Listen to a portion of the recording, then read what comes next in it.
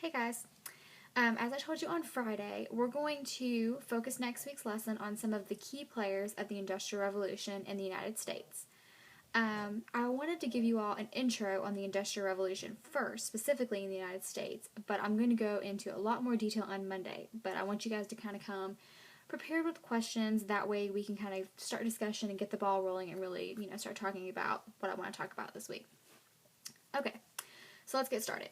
First of all, the Industrial Revolution started in Great Britain in around 1760, and it eventually spread to Western Europe and the United States by the 18th century. And basically, the definition for the Industrial Revolution is the transition to new manufacturing processes.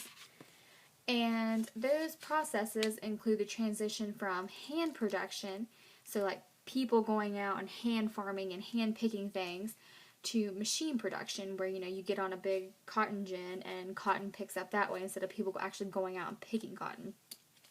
So basically, there was no longer this subsistence agriculture going on. People weren't just growing crops to feed their family. They were able to grow crops to actually sell and make a profit, and that's how kind of markets started to develop and an actual economy took place outside the home. And basically, there are three main sectors that I want to talk about that were affected by the Industrial Revolution: textiles, steam power, and iron making. And as far as textiles go, we're going to talk about the mechanization of cotton spinning. And some things were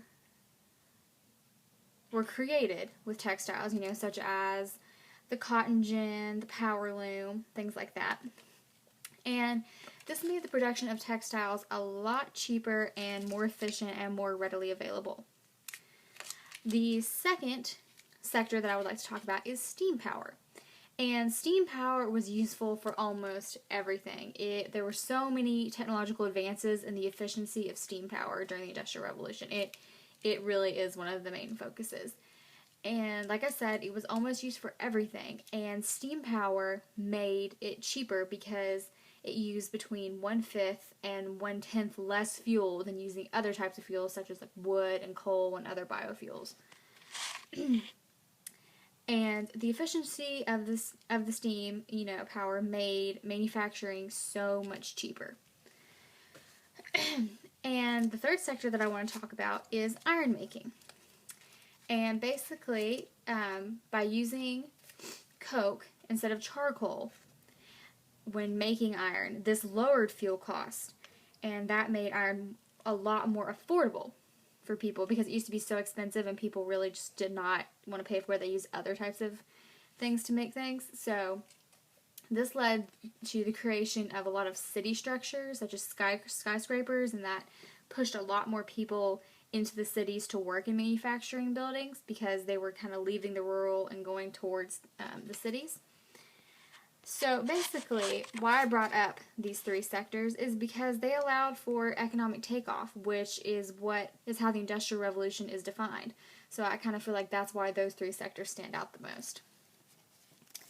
But overall, the Industrial Revolution marks a major turning point in history because every aspect of life was influenced by it, and it forever changed the world as we knew it.